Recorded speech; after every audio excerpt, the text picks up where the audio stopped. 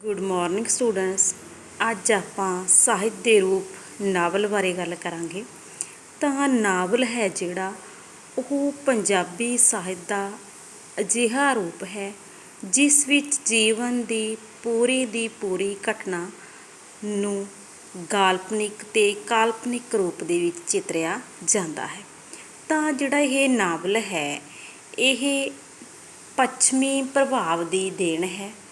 ਤਾਂ ਨਾਵਲ ਸ਼ਬਦ ਨੂੰ ਅੰਗਰੇਜ਼ੀ ਤੋਂ ਸਿੱਧਾ ਹੀ ਪੰਜਾਬੀ ਦੇ ਵਿੱਚ ਅਪਣਾ ਲਿਆ ਗਿਆ ਹੈ, ਪਰ ਜਿਹੜਾ ਇਹ ਨਾਵਲ ਸ਼ਬਦ ਹੈ ਉਹ ਲਾਤੀਨੀ ਭਾਸ਼ਾ ਦੇ ਸ਼ਬਦ ਨੋਵੇਲਾ ਤੋਂ ਬਣਿਆ ਹੈ।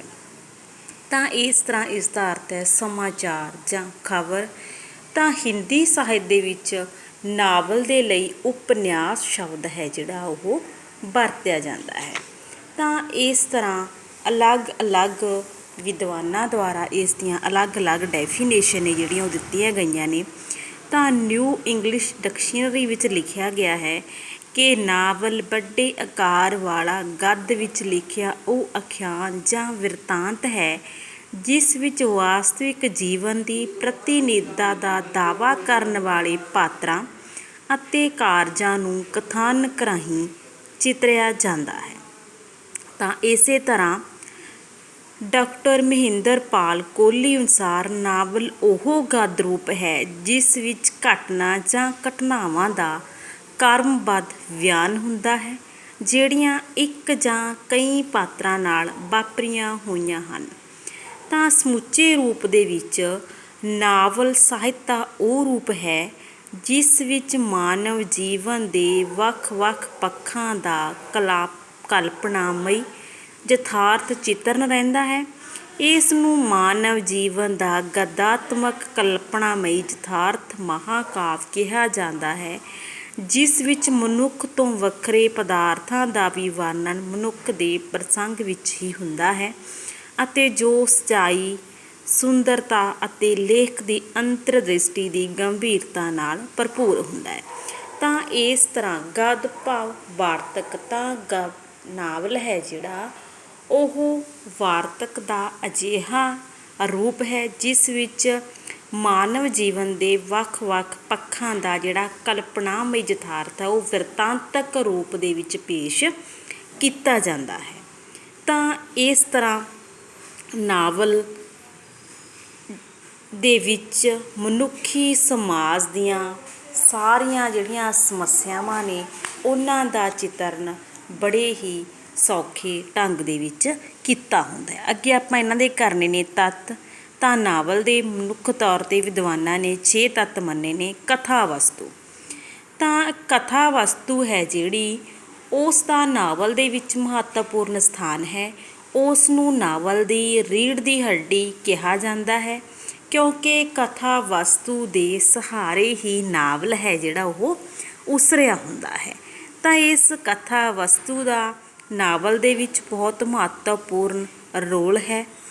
ਤਾਂ ਨਾਵਲਕਾਰ ਲਈ ਜ਼ਰੂਰੀ ਹੈ ਕਿ ਜਿਸ ਵਿਸ਼ੇ ਨੂੰ ਉਹਨੇ ਨਾਵਲ ਵਿੱਚ ਚਿਤਰਨਾ ਹੈ ਉਸ ਨੂੰ ਉਸ ਬਾਰੇ ਗਿਆਨ ਹੋਵੇ ਅਤੇ ਜਿਨ੍ਹਾਂ ਵਿਸ਼ਿਆਂ ਬਾਰੇ ਨਾਵਲਕਾਰ ਨੂੰ ਚੰਗਾ ਗਿਆਨ ਨਹੀਂ ਤਾਂ ਉਹ ਉਹਨਾਂ ਵਿਸ਼ਿਆਂ ਬਾਰੇ ਉਸ ਦੇ ਵਿੱਚ ਗੱਲ ਨਾ ਕਰੇ। ਜੇ ਨਾਵਲਕਾਰ 1947 ਦੀ ਵੰਡ ਦਾ ਨਾਵਲ ਲਿਖ ਰਿਹਾ ਤਾਂ ਉਸ ਨੂੰ 1947 ਦੀ ਵੰਡ ਦੇ ਦੁਖਾਂਤ ਬਾਰੇ ਪੂਰੀ ਜਾਣਕਾਰੀ ਹੈ ਜਿਹੜੀ ਉਹ ਹੋਣੀ ਜ਼ਰੂਰੀ ਹੈ, ਤਾਂ ਹੀ ਉਹ ਨਾਵਲ ਦੇ ਵਿੱਚ ਸਹੀ ਘਟਨਾ ਨੂੰ ਬਿਆਨ ਕਰ ਸਕੇਗਾ। ਜਦ ਤੱਕ ਨਾਵਲਕਾਰ ਦਾ ਆਪਣੇ ਵਿਸ਼ੇ ਦੇ ਵਿੱਚ ਅਨੁਭਵ ਨਹੀਂ ਹੋਊਗਾ, ਉਸ ਨੂੰ ਉਸ ਵਿਸ਼ੇ ਬਾਰੇ ਚੰਗੀ ਚੋਖੀ ਜਾਣਕਾਰੀ ਨਹੀਂ ਹੋਊਗੀ, ਉਦੋਂ ਤੱਕ ਕੋਈ ਵੀ ਨਾਵਲਕਾਰ ਹੈ ਜਿਹੜਾ ਉਹ ਸਹੀ ਅਰਥਾਂ ਦੇ ਵਿੱਚ ਨਾਵਲ ਹੈ ਜਿਹੜਾ ਉਹ ਨਹੀਂ ਲਿਖ ਸਕਦਾ। ਤਾਂ ਨਾਵਲ ਦੇ ਵਿੱਚ ਕਥਾ ਵਸਤੂ ਦੇ 2 ਰੂਪ ਹੁੰਦੇ ਨੇ। ਇੱਕ ਮੁੱਖ ਕਥਾ ਜਿਸ ਦਾ ਸੰਬੰਧ ਨਾਇਕ ਨਾਇਕਾ ਨਾਲ ਹੁੰਦਾ ਹੈ ਅਤੇ ਦੂਸਰੀ ਪ੍ਰਸੰਗਿਕ ਕਥਾ ਹੁੰਦੀ ਹੈ ਜੋ ਮੁੱਖ ਰੂਪ ਵਿੱਚ ਕਥਾ ਦੀ ਸਹਾਇਤਾ ਦੇ ਨਾਲ ਸ਼ਾਮਲ ਕਰ ਲਈ ਜਾਂਦੀ ਹੈ। ਤਾਂ ਇਸ ਤਰ੍ਹਾਂ ਨਾਵਲ ਦੇ ਵਿੱਚ ਇਸ ਕਥਾ ਵਸਤੂ ਨੂੰ ਕਥਾਨਕ, ਪਲਾਟ, ਗੋਦ ਵੀ ਜਿਹੜਾ ਕਿਹਾ ਜਾਂਦਾ ਹੈ। ਤਾਂ ਕਥਾਨਕ ਵਿੱਚ ਵਿਦਵਾਨਾਂ ਨੇ 3 ਗੁਣਾਂ ਜਾਂ ਵਿਸ਼ੇਸ਼ਤਾਵਾਂ ਦੀ ਹੋਂਦ ਮੰਨੀ ਹੈ। ਪਹਿਲਾਂ ਉਸ ਦੇ ਵਿੱਚ ਮੌਲਿਕਤਾ ਹੋਣੀ ਚਾਹੀਦੀ ਹੈ, ਕੁਛ ਨਵੀਨਤਾ ਹੋਣੀ ਚਾਹੀਦੀ ਹੈ। ਇਹ ਨਹੀਂ ਕਿ ਉਹ ਪਹਿਲਾਂ ਦੁਆਰਾ ਕੀਤੇ ਗਏ ਨਾਵਲਕਾਰਾਂ ਨੂੰ ਹੀ ਨਾਵਲਕਾਰਾਂ ਦੇ ਜਿਹੜੇ ਨਾਵਲ ਹੈ ਉਹਨਾਂ ਦੀਆਂ ਸਮੱਸਿਆਵਾਂ ਨੂੰ ਹੀ ਉਸ ਦੇ ਵਿੱਚ ਦੁਹਰਾਈ ਜਾਵੇ।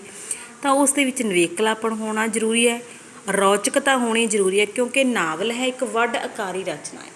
ਆਪਾਂ ਇਸ ਨੂੰ ਤਾਂ ਹੀ ਪੜ੍ਹਾਂਗੇ ਜੇਕਰ ਨਾਵਲ ਦੇ ਵਿੱਚ ਰੌਚਕਤਾ ਹੋਵੇਗੀ।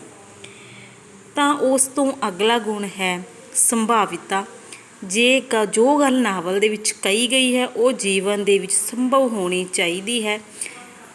ਇਹ ਹੈ ਕਿ ਕਲਪਨਾ ਨਾਵਲ ਦਾ ਇੱਕ ਤੱਤ ਹੈ। ਕਲਪਨਾ ਹੈ ਜਿਹੜੀ ਨਾਵਲ ਦੇ ਵਿੱਚ ਹੁੰਦੀ ਹੈ, ਪਰ ਇਸ ਦੇ ਨਾਲ ਉਹ ਜੀਵਨ ਦੇ ਵਿੱਚ ਸੰਭਵ ਹੋਣ ਵਾਲੀ ਘਟਨਾ ਹੈ ਜਿਹੜੀ ਉਹ ਹੋਣੀ ਚਾਹੀਦੀ ਹੈ। ਉਸ ਤੋਂ ਅੱਗੇ ਆ ਗਿਆ ਚਰਿੱਤਰ ਚਿਤਰਨ। ਤਾਂ ਨਾਵਲ ਦੇ ਵਿੱਚ ਨਾਵਲ ਦੀ ਜਿਹੜੀ ਕਹਾਣੀ ਹੈ ਉਹ ਤਾਂ ਹੀ ਅੱਗੇ ਤੁਰਦੀ ਹੈ ਜੇਕਰ ਉਸ ਦੇ ਵਿੱਚ ਪਾਤਰ ਹਨ। ਤਾਂ ਇਸ ਨਾਵਲ ਦੇ ਜਿਹੜੇ ਪਾਤਰ ਨੇ, ਤਾਂ ਕੁਝ ਕੁ ਨਾਵਲ ਦੇ ਪਾਤਰ ਨਾਇਕ ਦੇ ਰੂਪ ਵਿੱਚ ਉੱਭਰਦੇ ਨੇ, ਕੁਝ ਕੁ ਖਲਨਾਇਕ ਦੇ ਰੂਪ ਦੇ ਵਿੱਚ ਉੱਭਰਦੇ ਨੇ। ਨਾਇਕ ਨਾਵਲ ਦੇ ਉਹ ਬਣਦੇ ਨੇ ਜਿਨ੍ਹਾਂ ਦਾ ਨਾਵਲ ਦੇ ਵਿੱਚ ਚੰਗਾ ਰੋਲ ਹੁੰਦਾ ਹੈ, ਅਤੇ ਖਲਨਾਇਕ ਉਹ ਹੈ ਜਿਨ੍ਹਾਂ ਦਾ ਨਾਵਲ ਦੇ ਵਿੱਚ ਜਿਹੜਾ ਰੋਲ ਹੈ ਉਹ ਚੰਗਾ ਨਹੀਂ ਹੁੰਦਾ, ਉਹ ਖਲਨਾਇਕ ਦੇ ਰੂਪ ਦੇ ਵਿੱਚ ਉੱਭਰਦੇ ਨੇ। ਤਾਂ ਪਾਤਰ ਦੇ ਚਰਿੱਤਰ ਚਿਤਰਨ ਦਾ ਭਾਵੇਂ ਕੋਈ ਵੀ ਢੰਗ ਅਪਣਾਇਆ ਜਾਵੇ, ਪਰ ਇਸ ਗੱਲ ਦਾ ਧਿਆਨ ਰੱਖਣਾ ਚਾਹੀਦਾ ਹੈ ਕਿ ਪਾਤਰ ਦੇ ਚਰਿੱਤਰ ਦਾ ਵਿਕਾਸ ਸੁਭਾਵਿਕ ਢੰਗ ਨਾਲ ਹੋਵੇ। ਤਾਂ ਇਸ ਤਰ੍ਹਾਂ ਜਿਹੜਾ ਪਾਤਰ ਚਿਤਰਨ ਹੈ ਉਸ ਦੇ ਵਿੱਚ ਨਾਵਲ ਦੇ ਜਿਹੜੇ ਪਾਤਰ ਨੇ ਉਹ ਆਮ ਜੀਵਨ ਦੇ ਵਿੱਚ ਵਿਚਰ ਰਹੇ ਵਿਅਕਤੀਆਂ ਵਰਗੇ ਨਹੀਂ। ਉਹ ਕਦੇ ਵੀ ਪਾਠਕਾਂ ਦੇ ਮਨ ਉੱਤੇ ਪ੍ਰਭਾਵ ਨਹੀਂ ਪਾ ਸਕਦੀ। ਕਿਸੇ ਨਾਵਲਕਾਰ ਦੀ ਸਫਲਤਾ ਇਸ ਗੱਲ 'ਤੇ ਨਿਰਭਰ ਕਰਦੀ ਹੈ ਕਿ ਉਸ ਦੇ ਨਾਵਲ ਵਿੱਚ ਚਿੱਤਰੇ ਪਾਤਰ ਕਿੰਨੇ ਲੰਬੇ ਸਮੇਂ ਤੱਕ ਪਾਠਕਾਂ 'ਤੇ ਪ੍ਰਭਾਵ ਪਾ ਸਕਦੇ ਨੇ। ਤਾਂ ਇਸ ਤਰ੍ਹਾਂ ਇਸ ਪਾਤਰ ਚਿਤਰਨ ਭਾਵ ਪਾਤਰਾਂ ਦਾ ਨਾਵਲ ਦੇ ਵਿੱਚ ਇੱਕ ਮਹੱਤਵਪੂਰਨ ਰੋਲ ਹੈ।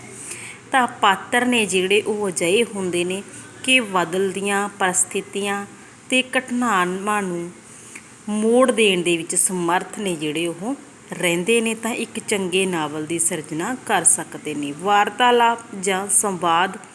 ਤਾਂ ਕਿਸੇ ਵੀ ਕਥਾ ਵਸਤੂ ਦਾ ਵਿਸਤਾਰ ਤਾਂ ਹੀ ਹੋਊਗਾ ਜੇ ਉਸ ਦੇ ਵਿੱਚ ਵਾਰਤਾਲਾਪ ਜਾਂ ਸੰਵਾਦ ਹੋਣਗੇ।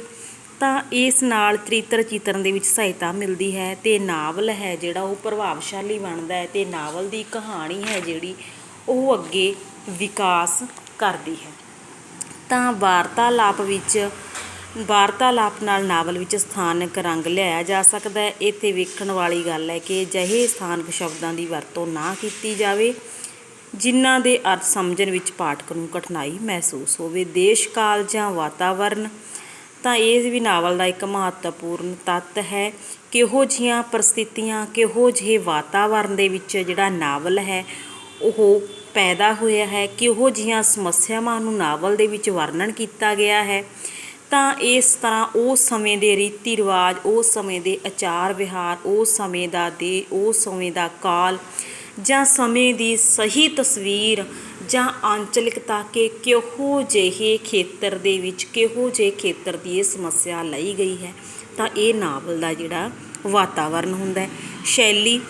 ਤਾਂ ਨਾਵਲਕਾਰ ਹੈ ਜਿਹੜੇ ਉਹ ਆਪਣੇ ਵਿਚਾਰਾਂ ਨੂੰ ਕਿਹੋ ਜਿਹੇ ਢੰਗ ਦੇ ਵਿੱਚ ਪ੍ਰਗਟ ਕਰ ਰਿਹਾ ਹੈ, ਉਸ ਦੀ ਸ਼ੈਲੀ ਕਿਹੋ ਜਿਹੀ ਹੈ, ਉਸ ਦੀ ਭਾਸ਼ਾ ਕਿਹੋ ਜਿਹੀ ਹੈ, ਉਹ ਕਿਹੋ ਜਿਹੇ ਅਲੰਕਾਰ ਰਸ, ਕਿਹੋ ਜਿਹੇ ਮੁਹਾਵਰੇ, ਸੰਕੇਤ, ਪ੍ਰਤੀਕ ਆਪਣੇ ਨਾਵਲ ਦੇ ਵਿੱਚ ਵਰਤ ਰਿਹਾ ਹੈ। ਤਾਂ ਇਹ ਉਸ ਨਾਵਲਕਾਰ ਦੀ ਸ਼ੈਲੀ ਹੈ ਜਿਹੜੀ ਉਹ ਹੁੰਦੀ ਹੈ।